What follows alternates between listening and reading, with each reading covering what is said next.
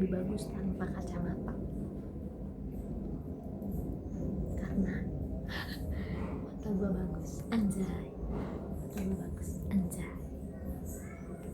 Nah kan pokoknya lebih ke kayak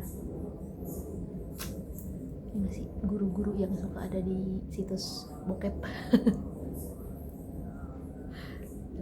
Nah ini kan guru-guru yang ada di situs bokep juga. Tidak.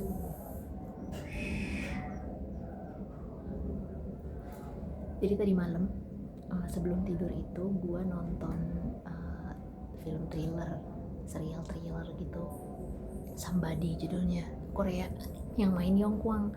Ingat gue pernah cerita tentang Yong Kwang ya, yang orang Korea, aktor Korea yang gue seneng banget tuh, yang kelahiran 87 yang lah katanya gitu kan. Nah gue nonton lagi, gue udah nonton tapi gue senang aja gitu terus nonton lagi karena tuh filmnya psikopat banget dah pokoknya. Gue nonton lah tuh itu sampai ketiduran. Emang salah gue sih nonton sampai ketiduran, kan nggak boleh ya, harusnya kan 1 jam sebelum tidur udah harus menjauhkan gadget dari mata gitu, menjauhkan gadget gitu. Terus gue tetap tuh nonton, merasa pinter.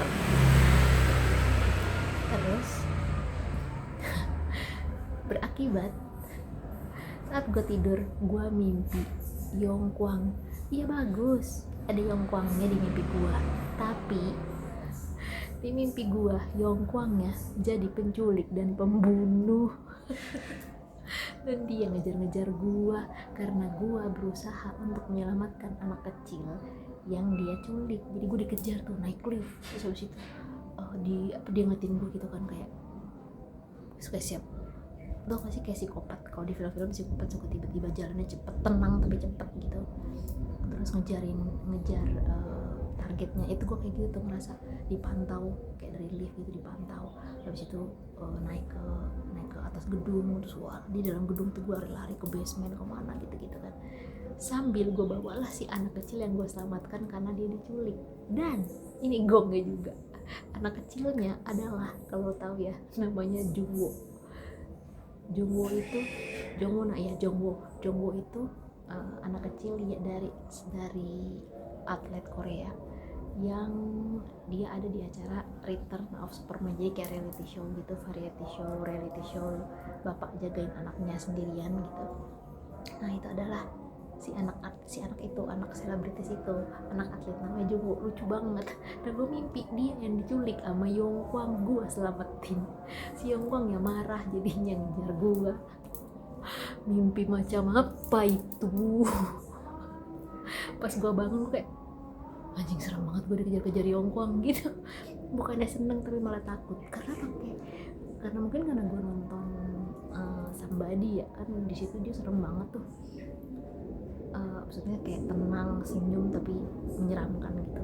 Nah mungkin karena nonton itu jadi pas mimpi kebawanya itu, jadi gue ngeliat dia tuh ganteng tinggi gitu, pakai baju kaos ketat abu-abu gitu kan, tapi pakai celana panjang, tapinya mau bunuh gue. Anjing banget, aneh banget mimpi. Makanya pesan moralnya adalah sebelum tidur tidak usah nonton film apapun bentuk filmnya. 1 jam sebelum tidur, setengah jam sebelum tidur, taruh handphone lo, taruh tab lo, tidur. Gampang, makin tua makin ganteng banget lagi. 30 sama dia kayak gue, 38, tahun depan 39. Tapi ya gue yakin dia itu pasti perawatan sih, nggak mungkin enggak. Minimal di, bukan facelift kayaknya sih, kalau facelift mungkin facelift atau di ini tuh istilah sekarang hifu yang pakai ultra gitu. Soalnya gue liat emang hidungnya berubah. Gue ngeliat di mana, di short, di reels di mana ya, di reels betul, kayak ada iklan-iklan gitu buat perawatan skincare gitu, yang salon-salon kecantikan gitu, yang mengenalkan tentang si hifu kalau nggak salah, intensity apa ultra gitu. Terus before sama afternya nggak kelihatan tegas banget kayak kalau di facelift ya. Kalau di facelift mah kan kelihatan banget jadi kenceng gitu, jadi apa sih, jawline-nya tuh bener-bener ketarik gitu, kayak berubah banget gitu. Nah kalau si Vivo ini cuman kayak rapih aja gitu, yang tadinya kayak misalkan kayak gini terus agak sedikit lebih lancip sedikit aja gitu. Kalau orang nggak notice mah nggak tahu gitu, kalau orang nggak observe detail gitu kayaknya nggak tahu. Nah kayaknya gue curiganya Yongkong Hijo sih. Ya nggak apa-apa juga, namanya artis ya, bebas dia mau ngapain aja mah. Cuman berarti kan tidak genuine ya, tidak genuine asik, genuine. Tapi ya nggak apa-apa lah, namanya artis. Gue kalau banyak duit, kalau gue artis juga gue bakal begitu pasti. Gue nggak artis aja, gue bukan artis, pengen gue kalau gue ada duit. Lah kan nggak ada duitnya. Ada tapi nggak buat itu. Prioritasnya bukan itu. Makanya bagi kayak gue duit, tapi jangan yang cuman 100.000, 200.000, sejuta, 2 juta itu mah ada.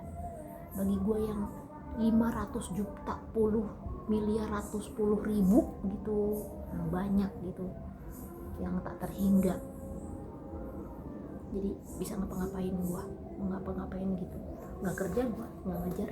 Kalau punya duit miliar, 110 ribu, juta, 100 ribu, gue ngapain kerja? Kalau kayak gitu gue masukin deposit lah, gue makan bunganya tiap bulan, atau masukin saham, invest reksadana, anjay. Loh iya, BTW soal reksadana, jadi itu gue kan suka bukan nabung sih, kayak tipis-tipis lah beli reksadana gitu dari yang bisa BCA atau Mandiri kalau ada duit lebih gitu. Tapi nggak banyak, karena duit sisa gue makan ya elah nggak banyak amat, jadi paling gue kayak nabung 100-200 ribu gitu lah. Kadang kalau duit lebih 50 ribu gitu, 100 ribu, pokoknya cuman asal buat saham aja gitu, iseng aja gitu, tahu aja. Dan ternyata ada untungnya juga emang itu si reksadana saham-saham itu, karena tiba-tiba nanti suka ada notif ke BCA gua, pemasukan sebesar, kan suka ada notif ya kalau misalkan ada pengeluaran atau pemasukan di BCA kan pasti ada notifnya tuh ya masuk. Nah itu suka ada tuh pemasukan, gua siapa nih kirim gua duit, pas kelihatan pemasukan sebesar 50 rupiah, 75 sen dari investasi apa gitu. Kadang pemasukan sebesar 180 rupiah, 25 sen atas investasi apa. Akhirnya gue berpikir, memang itu pasti ada bagusnya kalau jumlahnya gede. Ya kan gue jumlahnya cuman maksimal kayaknya tuh gue 150 ribu atau 200 ribu gitu. Ya makanya dapetnya cuma segitu, berapa lah revenue-nya. Mungkin kalau mau banyak, memang harusnya banyak gitu, kayak mungkin juta-juta kali ya, atau 100 ribu, juta-juta. Ya nantilah ada duit ekstra, kita coba anggaplah, karena kan itu dibilang kalau main saham atau apa, anggaplah duit hilang.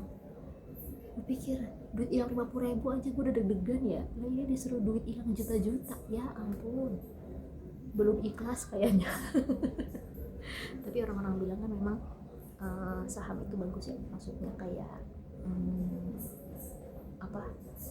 investasi jangka panjang gitu, apalagi kalau bagus investnya, produknya bagus, pasti akan naik terus investnya lah. Kita coba lagi pas ada duit ekstra. Ya akhirnya udah mau 10 menit bacot ada aja. Ini gue mencoba pakai apa namanya, bukan tomosis, apa sih, tiangnya itu gue nggak ngerti lagi artinya apa, nanti gue tunjukin deh tuh. Itu kayak semacam tomosis gitu ya, jadi gue berdiriin terus gue taruh, kita kasih pegang tapi gak apa-apa. Sebenarnya ini udah punya lama gue, dari zaman covid waktu ngajar online kan, sempet tuh ngajar harus online. Waktu itu kan belum bisa pakai, belum sempet lah, belum sering awal-awal covid tuh 2020 awal-awal pertama banget covid, 2 minggu 3 minggu pertama covid tuh yang kita disuruh di rumah.